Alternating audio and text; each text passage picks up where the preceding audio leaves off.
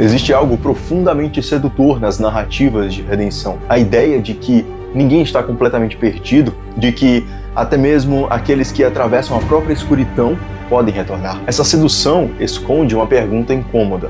Redenção narrativa é o mesmo que absolvição moral? Quando observamos personagens como o Zuko de Avatar, percebemos que cada redenção segue caminhos distintos. Algumas se apoiam em transformações progressivas, outras em gestos decisivos, e outras ainda permanecem abertas e instáveis. Em todos os casos, a questão central permanece: o que legitima essa mudança? Desde Aristóteles, entendemos que a narrativa organiza a experiência humana em formas capazes de produzir o sentido. A catarse surge quando acompanhamos um percurso emocional e nos permite compreender ações, escolhas e consequências. O arco de redenção participa dessa estrutura de organização na trajetória do personagem, oferecendo um enquadramento para essa história que seja diferente. Se voltarmos às tragédias gregas, encontramos um modelo distinto. Em Édipo, o percurso é marcado pelo erro, descoberta e sofrimento. O reconhecimento dos próprios atos não conduz à restauração, ele conduz à compreensão plena da própria condição. A narrativa se encerra no impacto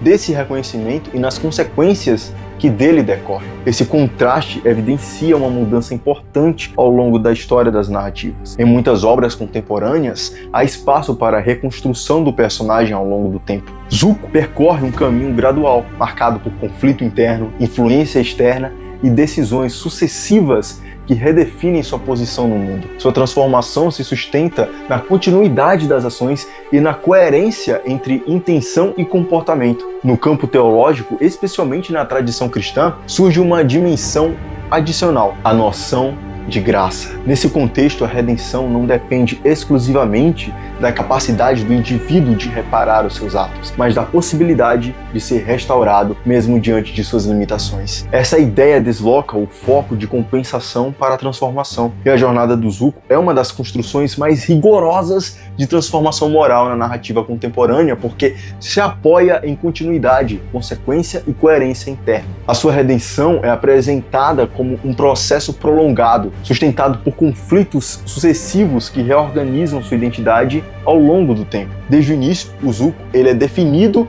por sua ferida que ultrapassa o plano físico. A cicatriz no rosto funciona como uma inscrição simbólica de uma ruptura mais profunda, a perda de pertencimento.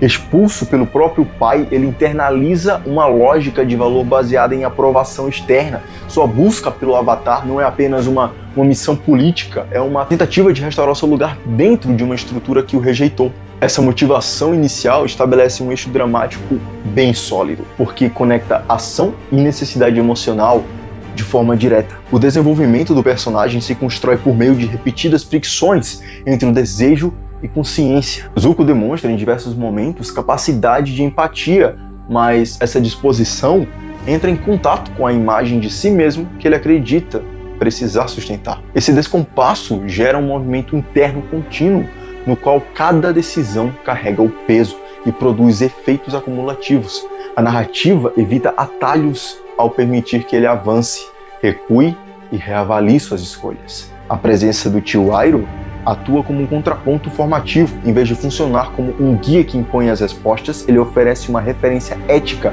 que exige interpretação. Zuko não absorve esses ensinamentos de maneira imediata, ele resiste, distorce, ignora e gradualmente passa a compreender. E esse tipo de relação contribui para a verossimilhança do processo, porque preserva a autonomia do personagem. A mudança não é transmitida, ela é construída. Um dos aspectos mais consistentes da trajetória de Zuko é a manutenção das consequências. As consequências que o Zuko sofre reforçam a lógica interna da narrativa e impede que a transformação pareça arbitrária. No ponto de inflexão ocorre quando o Zuko passa a reorganizar a sua identidade a partir de um critério próprio, e não mais a partir da expectativa do pai ou da nação a qual pertence. Essa mudança não elimina o passado, mas altera a forma como ele se posiciona em relação a ele.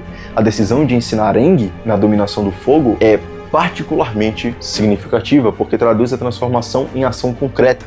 Zuko deixa de ser apenas alguém que abandona o seu caminho e passa a ser alguém que assume a responsabilidade ativa dentro de uma nova estrutura de sentido. A aceitação por parte do grupo Avatar, ela não acontece de forma imediata. A desconfiança funciona como uma extensão lógica de sua trajetória anterior, e esse elemento preserva a consistência das relações e exige que o Zuko sustente a sua mudança a longo prazo. A confiança nesse contexto é resultado de repetição, presença e coerência. Do ponto de vista estrutural, a jornada do Zuko, ela se destaca por articular 3 dimensões de forma integrada: motivação psicológica, progressão narrativa e transformação ética.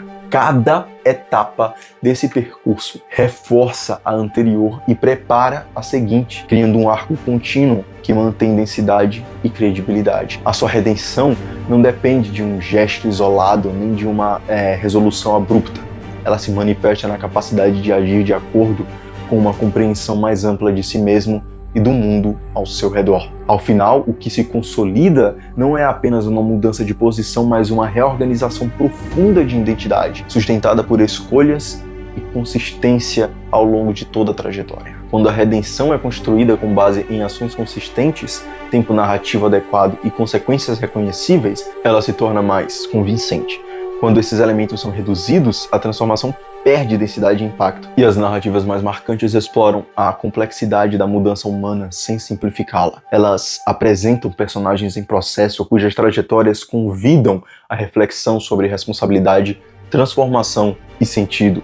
No fim, a redenção não se limita ao personagem, ela se completa na experiência do espectador. É nesse encontro que a história ganha sua dimensão mais profunda ao provocar uma reflexão sobre mudança, responsabilidade e a possibilidade de reconfigurar a sua própria trajetória.